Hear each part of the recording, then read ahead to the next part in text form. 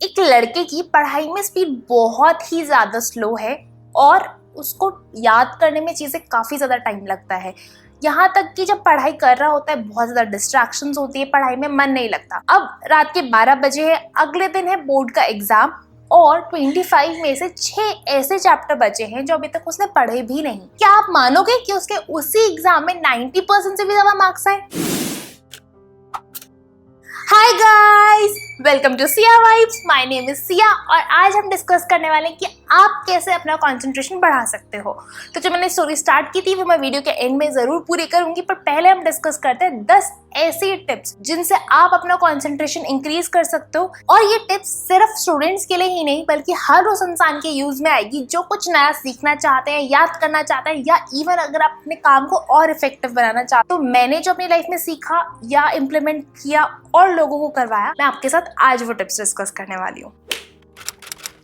बहुत बड़े बड़े चैप्टर्स और आप एक ही पेज पर अटके हुए सुबह से लेकर शाम तक, ये खुद में इतना डीमोटिवेटिंग फैक्टर है ना कि आपको लगता है कि बस भाई और नहीं हो पाएगा, या फिर यू फील लाइक कि I am not made for it, मेरे अंदर कुछ कमी है, क्यों नहीं हो रहा मुझसे, वगैरह वगैरह। इस चीज का एक सिंपल सा सोल्यूशन है, रीड फास्ट। अब आप बोलोगे मेरी रीडिंग स्पीड तो बहुत स्लो है, मुझसे फास्ट नहीं पढ़ा जाता। आपको एक एक वर्ड नहीं पढ़ना, आपको ऊपर ऊपर से हाईलाइटेड चीजें पढ़नी है और जो जो इंपॉर्टेंट वर्ड्स होते हैं सेंटेंस के, या आपको लगता है कोई डेफिनेशन है, कुछ नया है, वो पढ़ने हैं इन द फर्स्ट को। अगर पहली बार आप टॉपिक से थोड़ा फेमिलियर हो जाओगे ना, तो बाद में पढ़ना आपके लिए इजी रहेगा और मेंटली आपको सेटिस्फैक्शन रहेगा कि आपने काफी सारा कंप्लीट कर दिया। तो आपको एक पेज पे 2 मिनट से ज्यादा नहीं लगाने, आपको उस चीज को क्विकली पढ़ना है। May be 5 to 10 pages in one go आपको फटाफट पढ़ने हैं, just to have an idea कि उस टॉपिक में एग्जैक्टली क्या इंपॉर्टेंट चीजें हैं। उन सब चीजों पे ध्यान देते हुए फटाफट पहले खत्म करने हैं। My second tip would be read in your mother tongue. अब आप बोलोगे इंग्लिश की बुक है, मदर टंग मेरी हिंदी है या गुजराती है या मराठी है, तो मैं कैसे उसको इतना फटाफट पढूं? अगर आपकी बुक्स इंग्लिश में है ना, तो आई एम श्योर आप प्योर हिंदी में तो कंफर्टेबल नहीं होगे। तो जिस तरीके की हम बात करते हैं, जिस तरीके से हम लोगों से कन्वर्स करते हैं, उसी तरीके से आपको उस बुक को पढ़ना है। बेसिकली अपने माइंड को आप ये हैबिट डालो कि वो फटाफट उस वर्ड को ट्रांसलेट कर पाए जो आपके लिए इजी हो याद करना या समझना। तो इस चीज के लिए मैं आपको एग्जांपल देती हूँ। पहले हम पढ़ते हैं इंग्लिश में और उसके बाद हिंदी में। The best digital marketers have a clear picture of how each digital marketing campaign supports their overarching goals, and depending on the goals of their marketing strategy, marketers can support a large campaign through free and paid channels at their disposal. जो best digital marketers होते हैं ना, उनको clear picture होती है कि कैसे उनके जो डिजिटल मार्केटिंग कैंपेन है वो उनके गोल्स को सपोर्ट करेंगे, और उनके मार्केटिंग स्ट्रैटेजी के गोल्स पे डिपेंड करते हुए मार्केटर्स सपोर्ट कर सकते हैं बड़े बड़े campaigns through free and paid channels. When you are reading, ठीक है, आपकी पूरी बॉडी इनएक्टिव है, आपकी सिर्फ आंखें लगी हुई है और ब्रेन लगा हुआ है, एंड आप थोड़ी देर बाद बहुत ही डल फील करने लग जाते हो, बोर हो जाते हो, या तो बुक बंद कर देते हो या इधर उधर कुछ और ढूंढने लग जाते हो। सो इस वजह से आपको डिस्ट्रैक्शंस होती है।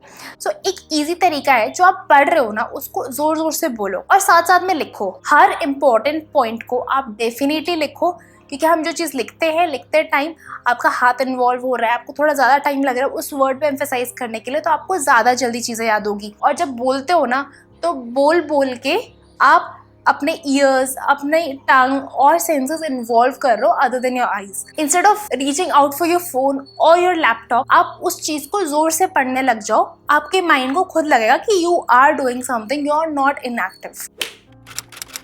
अब कभी कभी इतनी ज्यादा बोरियत होती है कि जोर से पढ़ना इज ऑल्सो नॉट हेल्पिंग, आपके वर्ड सिर्फ जा रहे हैं, आपको कुछ समझ नहीं आ रहा, then do some activity while you are reading. एक क्रेजी बॉल होती है जिसको ना बाउंस करते करते मैं अपने डिफिकल्ट टॉपिक्स को याद करती थी। उससे क्या होता था कि मेरी बॉडी एक्टिव है, कुछ कर रही है, और जब मुझे एग्जाम टाइम में याद करना होता था कि इसका आंसर क्या है, मुझे वो सीन याद आता था कि मैं उस टाइम पे यहाँ पे बॉल उछाल रही थी, वहाँ पे मैंने क्या क्या पढ़ा था, या फिर उस टाइम पे मैं वहाँ पे वॉक कर रही थी तो वहाँ पे मैंने क्या क्या पढ़ा था।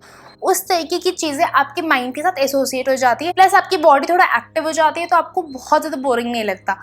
तो अगर आपकी बहुत मोटी मोटी किताबें नहीं है, आपको बैठ के पढ़ना नहीं है, तो आप साथ साथ में कुछ एक्टिविटी कर सकते हो। Then another good time to do these activities is, मान लीजिए आपने 1 घंटे पढ़ाई की लगातार, उसके बाद 5-10 मिनट कुछ ऐसी एक्टिविटी करो, ठीक है, don't switch on your phone. आप कुछ ऐसी एक्टिविटी करो और साथ साथ ना खुद को क्विज करते रहो। So that is my next point.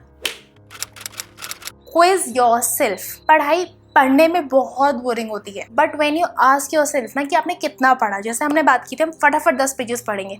अब 10 पेजेस पढ़ने के बाद व्हेन यू आस्क योरसेल्फ मैंने क्या पढ़ा, ये पढ़ा था, ये पढ़ा था, या फिर आप चीज़ें छुपा छुपा कर देख रहे हो, अच्छा इसके बाद ये था, ये ऐसे हुआ था, तो वो चीज़ें बहुत ज़्यादा ईजी हो जाती है टू लर्न एंड अंडरस्टैंड। देखो हमारे माइंड को ना 3 तरह के कॉन्सेप्ट्स बड़े इजी लगते हैं। एक, आप देखोगे मेरे वीडियोस में मैं हर चीज़ पॉइंटर्स में बोलती हूँ 1 2 3 4, ताकि आपको एटलीस्ट कुछ 2-3 पॉइंट्स तो याद रह ही जाएं। अब वही चीज़ मैं पूरे कंटिन्यूस फ्लो में बोलती जाऊंगी तो हो सकता है आप इंपॉर्टेंट चीज़ें मिस कर दो। वैसे ही अगर आपसे कोई क्वेश्चन पूछता है उसका आंसर आपको याद करना है, वो आपके लिए ईजी रहता है।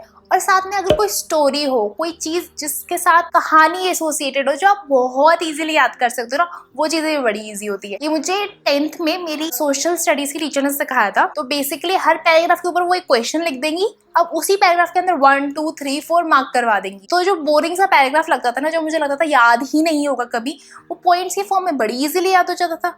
अब आपको पॉइंट्स में पूरा सेंटेंस तो याद करने की जरूरत नहीं है, 2-3 इंपॉर्टेंट वर्ड्स आपको समझ आ जाए कॉन्सेप्ट क्या है, उसके बाद आप कुछ भी लिख के आ सकते हो। तो यही चीज समझाने के लिए मैं यहाँ पे स्क्रीन पे 2 सोशल मीडिया पोस्ट डाल रही हूँ, A और B। आप मुझे कमेंट करके बताओ आपके लिए देखते ही कौन सी पोस्ट पढ़ना आसान है। ठीक है, ये मैंने 2 तरीके दिखाए हैं, एक simple paragraph form, other pointers वाला फॉर्म। उसके अलावा आप क्वेश्चन आंसर्स वाला ट्राई कर सकते हो, स्टोरी वाला ट्राई कर सकते हो। In fact you can start imagining whatever you are reading. अगर आप अपने माइंड में इमेजेस बनाओगे ना, आपको जल्दी याद होगा, और जितनी ज्यादा वियर्ड इमेजिनेशन डालोगे ना, उतना ही आपके लिए आसान होगा। अगर आपको मेमोरी ट्रिक्स पे वीडियो चाहिए तो आप वो भी मुझे कमेंट करके जरूर बताना। सो हमने बात की आपको बोलना है, आपको लिखना है, चलना है, to make sure you are in active state of mind. पर कभी कभी still you are alone and you feel like नहीं हो रही है चीजें, तो एक बहुत ही जबरदस्त तरीका देती हूँ, स्टडी विद अ फ्रेंड। आप अपने किसी भी दोस्त को, आप आजकल तो वीडियो कॉन्फ्रेंस पे ले सकते हो, फोन पे ले सकते हो, कैसे भी कनेक्ट करके उनके साथ पढ़ो। इनफैक्ट आप ये मत सोचना कि मेरे को उसके साथ पढ़ना है तो तभी किताब खोलूंगा। आप पहले से चीजें पढ़ के रखो, लेकिन जब फोन पे पढ़ रहे हो ना तो उसको समझाओ, आप पढ़ाओ एज अ टीचर। क्योंकि जब आप चीजें बताना शुरू करते हो ना दूसरे को, आपके कॉन्सेप्ट्स और क्लियर होते जाते हैं। और अगर वहां से कुछ डाउट आएंगे तो शायद आपके डाउट्स भी क्लियर हो जाए।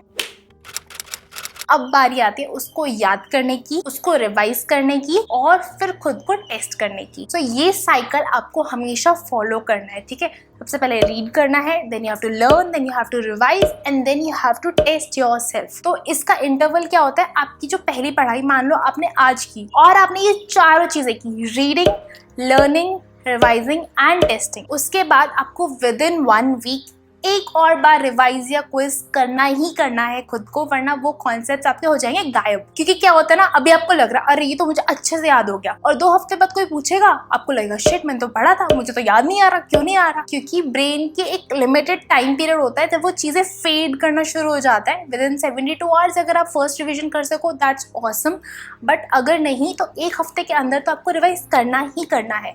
तो जब भी आप अपना टाइम टेबल बनाओ ना, इस चीज को जरूर ध्यान रखना कि आप जब पढ़ते जा रहे हो, डे 1, डे 2, डे 10 सब पढ़ाई का लिख रहे हो, तो उससे कोई फायदा नहीं होगा अगर आपको उसमें रिवीजन का प्लान ही नहीं है तो।